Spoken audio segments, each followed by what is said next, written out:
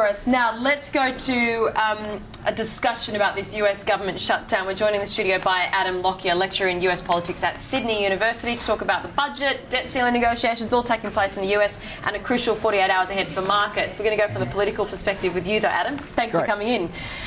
Let's just go to the background of all of this, though. Why are we even talking about a potential US government shutdown right now? Because the budget runs out on the 1st of October. So the US government is only funded up until then, and after then the Congress needs to pass a new resolution to continuing funding the government beyond 1st October.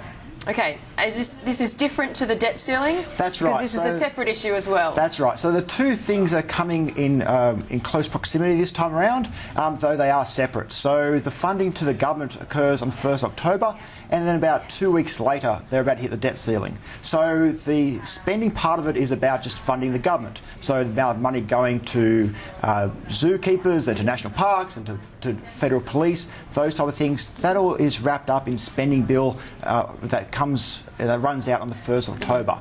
Now, to pay for all those things, the American government needs to borrow money, and that's where the debt ceiling kicks in. So every time the debt ceiling comes around, the United States government needs to borrow more money internationally, and what the Republicans are trying to do is put a cap on that and saying that this time around the United States government can't borrow more money from international sources unless they're going to also reduce spending. And so that's a debate that's going to come up in about 2 weeks' time. So you've got the US government funding, you've got the debt ceiling issue, and now explain to us how Obamacare or the healthcare plan is then fitting into these issues. Right. So the Congress is divided into the Senate and the House of Representatives. Now, the House of Representatives is currently controlled by the Republicans, and the Senate is controlled by the Democrats.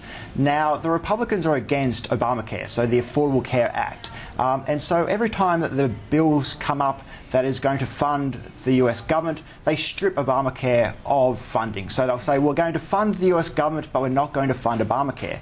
That then gets kicked up to the Senate, and the Senate then reintroduces Obamacare, saying we are going to pay for Obamacare as well, and then it goes back down to the House of Representatives. Now, the two houses have to pass identical resolutions to fund the government.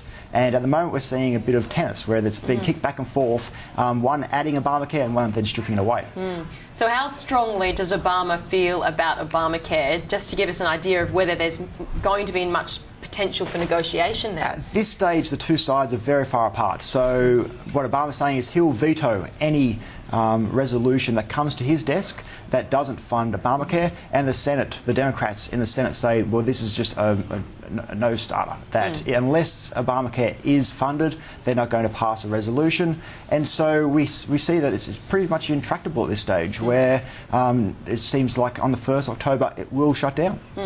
So both sides point fingers at the other and say, well, they're to blame for the looming shutdown that we're facing. And I know there was a Democrats leader this morning who said, you know, do I think we'll have a shutdown? Absolutely, we will see it. So I think markets are trying to judge that risk at the moment. But yeah, who actually looks like they're to blame for this? Is it possible to kind of judge that situation from your perspective? So I think that public opinion is siding more with the Democrats. So they believe that the Democrats are probably more in the right in this sense, because Obamacare was passed into law in 2010, and now all they're looking for is to fund Obamacare. So now that they're and Obama went to an election. Exactly right. And has the mandate of the people for that. So, and I think that if one side is going to be blamed in this, it's probably going to affect more the Republicans in the House of Representatives more than anybody else.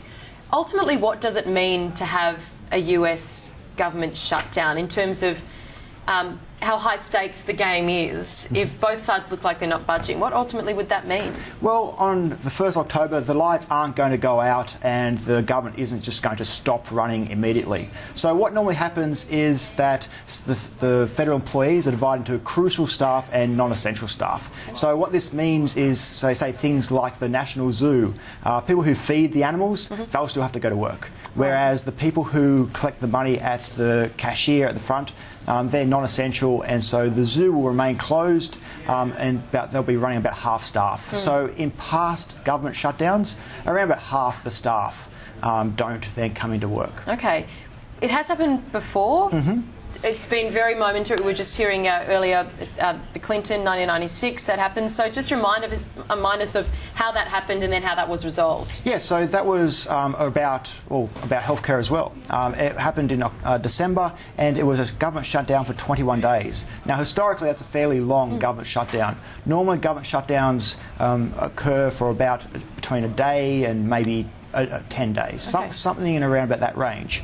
And so at that point, just public opinion, the pressure of the people for Congress to do something, it just gets to a point where compromises need to be made. And so we might see something like that this time around as well.